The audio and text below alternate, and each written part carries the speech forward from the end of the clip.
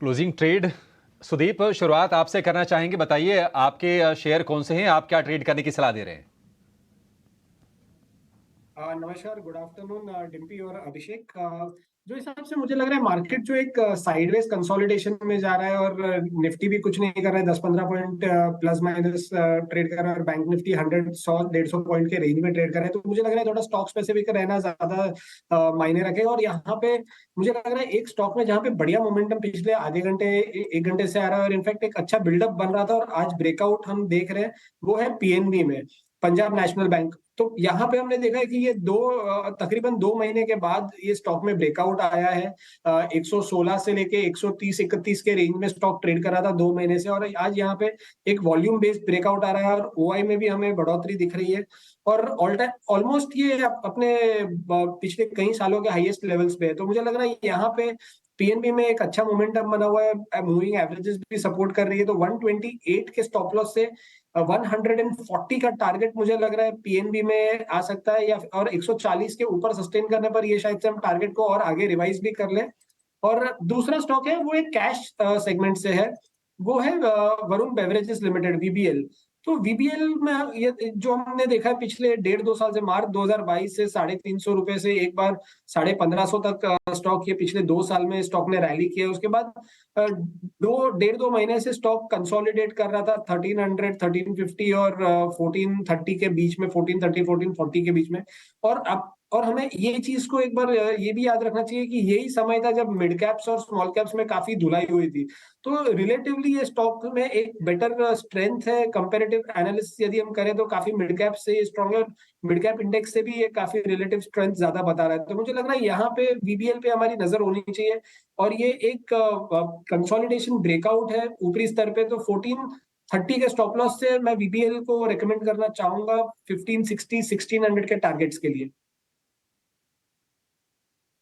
ठीक है, तो पीएनबी ₹140 के टारगेट के लिए और वरुण बेवरेजेस के लिए टारगेट है ₹1550। और आज हम देख रहे हैं कि गर्मी से जुड़े जो शेयर है, कल भी हमने रौनक देखी थी वोल्टास में या फिर ब्लू स्टार में, आज भी वो कंटिन्यूड है और उसमें आज लिस्ट में जुड़ गया है वरुण बेवरेजेस भी। हमारे एक्सपर्ट के रडार पर भी अब ये शेयर आने लगे हैं। वरुण बेवरेजेस के लिए स्टॉप लॉस होगा ₹1430 का। ये दो शेयर सुदीप की खरीदारी की तरफ। वैशाली जी, आपके लिस्ट में कौन से शेयर हैं? क्या दोनों के दोनों लॉन्ग वाले ही हैं? एक्चुअली मैंने भी पंजाब नेशनल बैंक ही चुना था, बट सिंस इन्होंने दिया है ऑलरेडी, तो मैं शिफ्ट करूंगी दूसरा स्टॉक जो मुझे अभी भी सही लग रहा है। ऑलरेडी 3.5% ऊपर चल गया है और मैंने हमारे क्लाइंट्स को भी रेकमेंड किया है। So I am looking at Muthoot finance. Weekly breakout की तरफ आ रहा है, तो 1650 का टारगेट रहेगा। यहाँ पे है 1622 फिलहाल चल रहा है। तो 1590 के स्टॉप लॉस के साथ इसको खरीदा जा सकता है। 1650 विद द फर्स्ट टारगेट, और अगर ये ब्रेकआउट दे रहा है तो फिर 1670 का next target.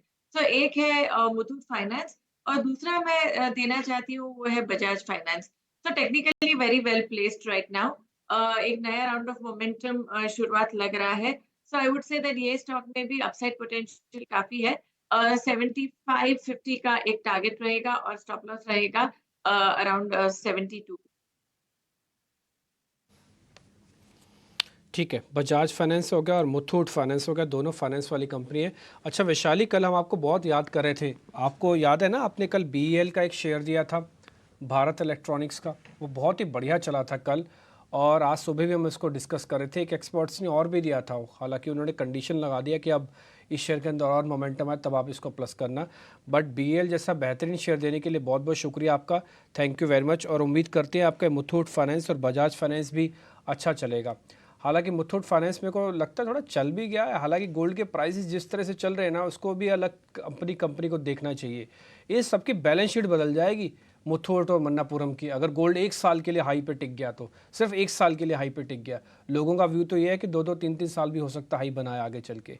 But any how, PNB भी इंटरेस्टिंग प्ले है। आज सरकारी बैंकों के ज़्यादातर शेयर ठीक हैं, आप बैंक ऑफ बड़ौदा चेक भी करो, एसबीआई भी चेक करो, ये ज़्यादातर के बैलेंस शीट्स ठीक हो रही हैं। कपिल से ले लेते हैं ट्रेड, फिर विवेक सर से भी करेंगे बातचीत।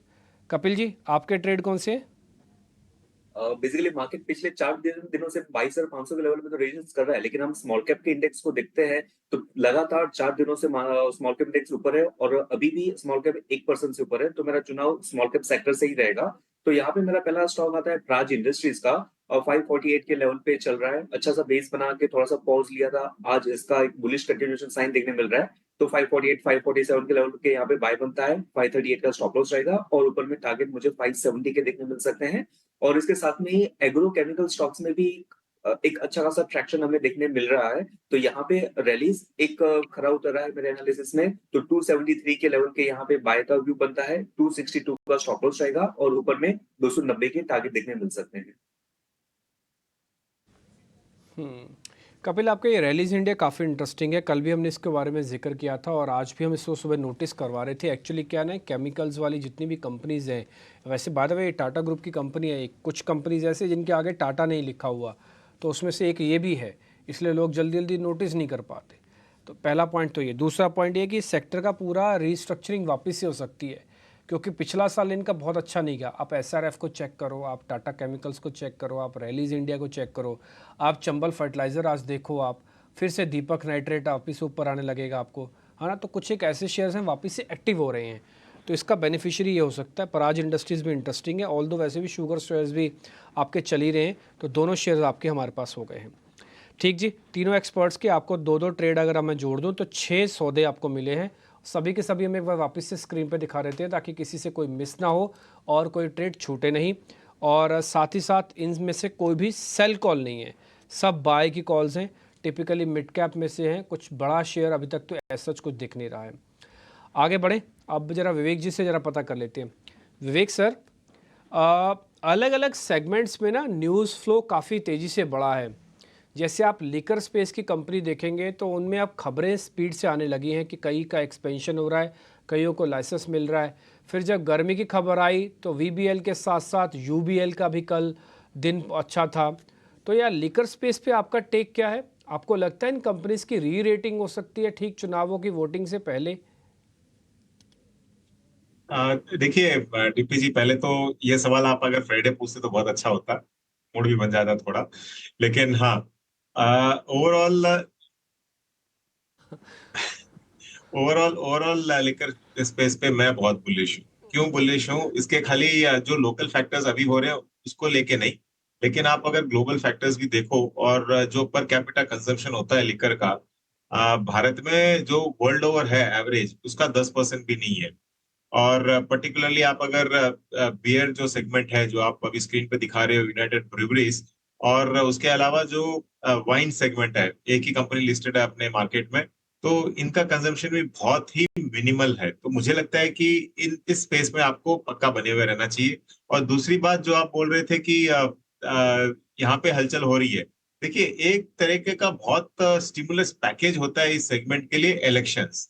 और अभी इलेक्शंस चल रहे हैं, तो इसकी खपत, जो लिकर स्पेस की खपत है, ये आपको बढ़ती हुई दिखेगी इस क्वार्टर में। और मुझे लगता है कि अगले क्वार्टर में इसका आपको रिजल्ट भी देखने को मिलेगा। तो मैं काफी बुलिश हूँ अभी भी यूनाइटेड ब्रूवरीज और यूनाइटेड स्पिरिट्स, ये दोनों दिग्गज कंपनीज है इस स्पेस की। और जो यूनाइटेड स्पिरिट्स है, एक जमाने में विजय माल्या की कंपनी मानते थे लोग, अभी भी काफी लोग मानते हैं, लेकिन उनकी नहीं है अब। और ये ओन्ड बाय ब्रूवरीज है, ओन्ड बाय हेनिकन, और वो है Diageo India. Almost debt free companies है दोनों के दोनों। तो बहुत मुझे लगता है कि लॉन्ग टर्म के लिए आपको इसको जरूर लेना चाहिए, बहुत अच्छा स्पेस है ये। यूबीएल, यूएसएल दोनों ऐसी कंपनीज है जिस पे अभी आपको बुलिश व्यू रखना है। और यूबीएल तो बढ़िया ब्रेकआउट दे रहा है, कैंडिडेट है और अच्छा